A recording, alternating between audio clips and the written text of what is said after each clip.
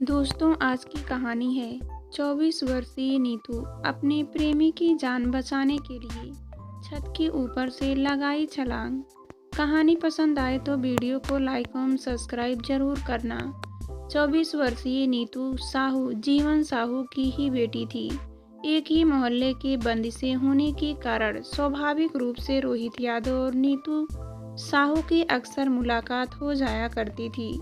इसका परिणाम यह निकला कि कब दोनों एक दूसरे को चाहने लगे उन्हें पता ही नहीं चला। दोनों का एक दूसरे के प्रति आकर्षण बढ़ता जा रहा था। 3 महीने तक दोनों ने अपनी चाहतों को मन में ही छिपा कर रखा। कभी न कभी तो इस चाहत को मुखर होना ही था। पहल रोहित यादव की ओर से हुई। एक दिन वह अपनी बाइक से कहीं जा रहा था कि उसकी नज़र कपड़े के शोरूम में गई। उस शोरूम के भीतर नीतू कपड़े पसंद करती दिखाई दी। उस शोरूम का दरवाज़ा कांच का बना हुआ था, अतः अंदर की हलचल बाहर आते जाते लोगों को दिखाई देती थी। उस शोरूम के बाहर रोहित ने बाइक खड़ी की और दरवाज़ा खोलकर अंदर घुस गया। वह सीधे उस काउंटर पर पहुंचा जहां नीतू कपड़े पसंद कर रही थी। वहां ढेरों कपड़े बिखरे पड़े थे, लेकिन उसे कुछ पसंद नहीं आ रहा था। नीतू के चेहरे पर झुंझलाहट साफ साफ दिखाई दे रही थी। रोहित ने उसके करीब पहुंचकर उसके कंधे पर हाथ रखा। नीतू चिहुक कर पीछे पलटी। रोहित मुस्कुराते हुए बोला, सूट खरीद रही हो क्या? हाँ, कोई सूट जच ही नहीं रहा। क्या मैं इसमें तुम्हारी कोई मदद कर सकता हूँ?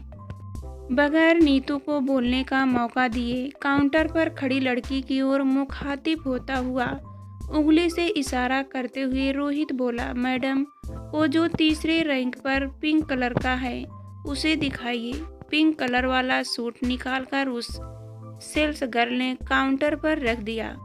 रोहित सूट की तह खोलकर नीतू के सामने रखते हुए बोला, यह तुम पर बहुत फबेगा। उलट पलट कर देख, नीतू ने उसे पसंद कर लिया। सहयोग के लिए शुक्रिया।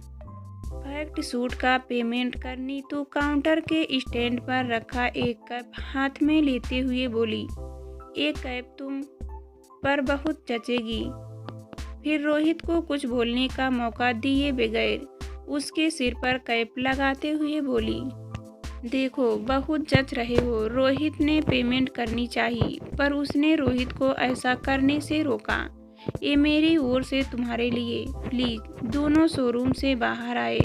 नीतू बोली, अच्छा किया तुमने यहाँ आकर, मेरी मदद हो गई।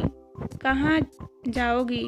रोहित ने पूछा। नीतू जिस काम से आई थी वह तो पूरा हो गया था, अब घर ही जाना था।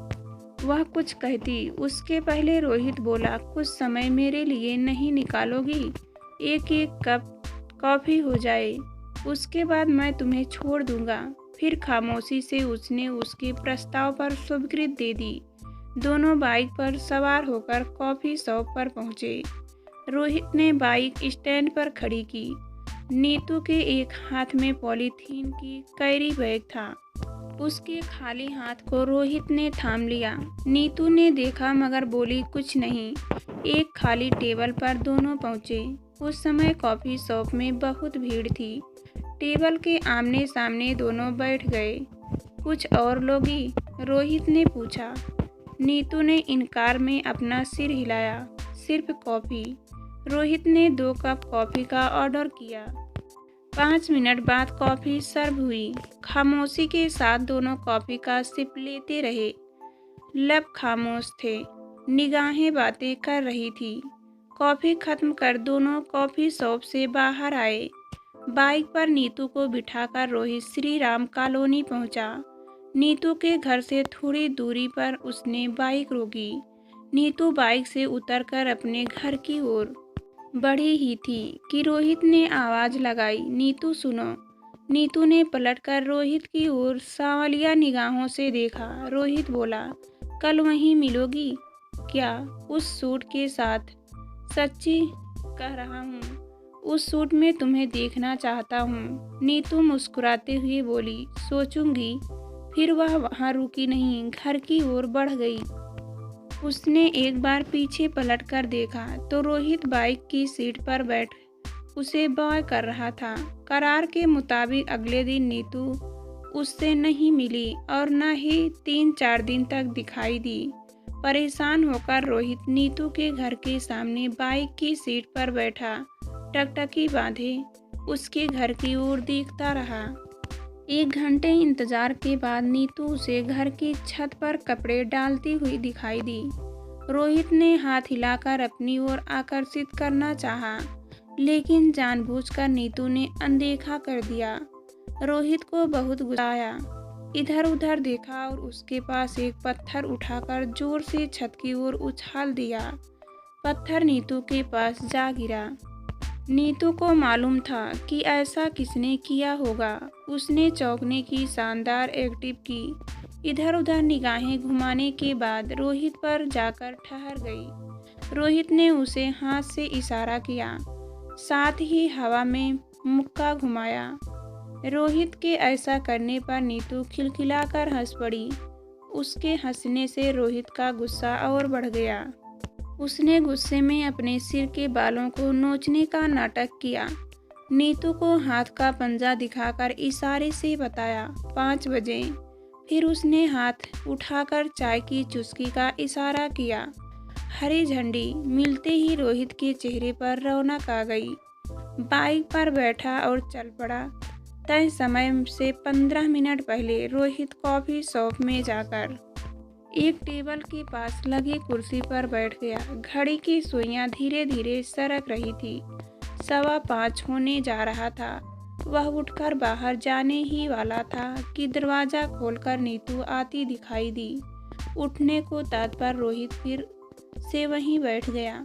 नीतू पिंक कलर का वही सूट पहनकर आई थी। टेबल के करीब पहुंचकर कुर्सी पर बैठती हुई बोली, ज़्यादा इंतज़ार तो नहीं करना पड़ा हुजूर को, बस 15 मिनट लेट हुई हूँ। और वो 5 दिन जिसमें तुमने मुझसे मिलने का वादा किया था, वो इंतज़ार में शामिल नहीं है। गुस्सा ठंडा कीजिए हुजूर। फिर रोहित ने नॉर्मल होते हुए कॉफ़ी मंगाई। कॉफ़ी पीते समय इधर उधर की बातें होती रही। मौका देखकर नीतू बोली, तुमने बुलाया, मैं आ गई। हो गई तसल्ली? 5 दिन के इंतज़ार का ये सिला 15 मिनट होते हैं जनाब। कहते हुए नीतू कॉफ़ी शॉप से बाहर निकल गई। वक्त के साथ दोनों का प्यार परवान चढ़ने लगा। प्यार का अंकुर अब बड़ा दरख्त बन चुका था। दोनों साल भर से एक दूसरे को प्यार कर रहे थे। इन दिनों में इन लोगों ने साथ जीने मरने की कस्में भी खाई, लेकिन इसका क्या किया जाए कि समय को कुछ और ही मंजूर था।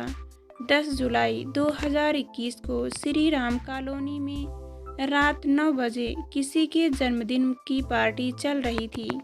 उस वक्त रोहित नीतू के घर के सामने बल्कि दरवाजे पर चिल्ला चिल्लाकर नीतू का नाम लेकर दरवाज़ा पीटे जा रहा था। पार्टी में व्यवधान हो रहा था। सोनू प्रजापति और जागेश्वर साहू ने रोहित को ऐसा करने से मना किया। इस बीच सोनू ने किशन पांडे को फोन कर श्री राम कॉलोनी पहुंचने को कहा। सोनू ने जिस समय किशन को फ़ोन किया उस वक्त वह थोड़ी ही दूरी पर था। 2 मिनट में ही वह वहां पहुंच गया। आनन फानन बाइक को स्टैंड पर खड़ी कर गुत्थम गुत्था होकर रहे सोनू, जागेश्वर और रोहित के बीच में वह भी घुस गया। ये 3 और रोहित अकेला। फिर भी तीनों पर भारी पड़ रहा था। स्ट्रीट लाइट की रोशनी उस तक पहुंच रही थी। वो हल्ला सुनकर नीतू छत पर पहुंच गई। रोहित काबू में नहीं आ रहा था। तीनों को माँ बहन की गालियाँ देते हुए देख लेने की धमकी दिए जा रहा था। नीतू ने रोहित को पहचान लिया। नीतू ने देखा कि उन तीनों में से एक के हाथ में चाकू था, जिसे उसने ऊपर उठाया और बगैर मौका दिए रोहित पर वार करता चला गया। छत पर खड़ी नीतू चिल्लाई, छोड़ दो उसे, छोड़ दो उसे, कोई बचाओ। उन चारों के पास कोई मोहल्ले वाला नहीं आया। तब नीतू ने प्रेमी को बचाने के लिए छत से नीचे छलांग लगा दी और रोहित की ओर बढ़ना चाहा, लेकिन उसके पैरों ने जवाब दे दिया। उसके पैर फ्रैक्चर हो चुके थे, एक पैर टूट ही गया। फिर भी वह वहीं जमीन पर पड़ी हुई चीखती चिल्लाती रही। सोनू प्रजापति, जागेश्वर साहू और किशन पांडे रोहित को चाकू से मारकर फरार हो गए। उनके भागने के बाद मोहल्ले वाले वहां पहुंचे, जहां रोहित अपने ही खून में डूबा हुआ था। किसी ने रोहित के चाचा लालू यादव और पिता पूनम यादव को दौड़कर यह सूचना दी। दोनों भाई वहां पहुंचे। रोहित खून से तरबतर पड़ा था। आनन फानन में पुलिस को बुलाया गया। तत्काल रोहित को पास के जिला अस्पताल में ले जाया गया, जहां चेकअप के बाद डॉक्टरों ने रोहित को मृत घोषित कर दिया। लालू यादव की रिपोर्ट पर महासमुंदी सिटी कोतवाली में रिपोर्ट दर्ज करा ली गई। थाना प्रभारी शेर सिंह बंदे, अपने साथ टीकाराम, सारथी सुशील शर्मा, योगेश सोनी आदि। घटना के अगले दिन पुलिस ने दोनों को अलग अलग जगहों से धर दबोचा। इन लोगों ने अपने बयानों में बताया कि रोहित की दबंगई पहले से ही उनकी आंखों में खटक रही थी। उस दिन हमने रोहित को समझाया, लेकिन वह उत्तेजित होकर हम तीनों को ही गालियां देने लगा था। रोहित हाथापाई पर उतर आया था। तब हम लोगों ने मजबूर होकर उसे सबक सिखाया। उसी रात नीतू को जिला अस्पताल में एडमिट कराया गया। वह बार बार बेहोश हो रही थी और जब भी होश आता तो एक ही सवाल करती, रोहित मेरा, रोहित कैसा है। जो भी हाल चाल पूछने अस्पताल पहुंचता, हर किसी से यही पूछती कि रोहित कैसा है, ठीक तो है ना।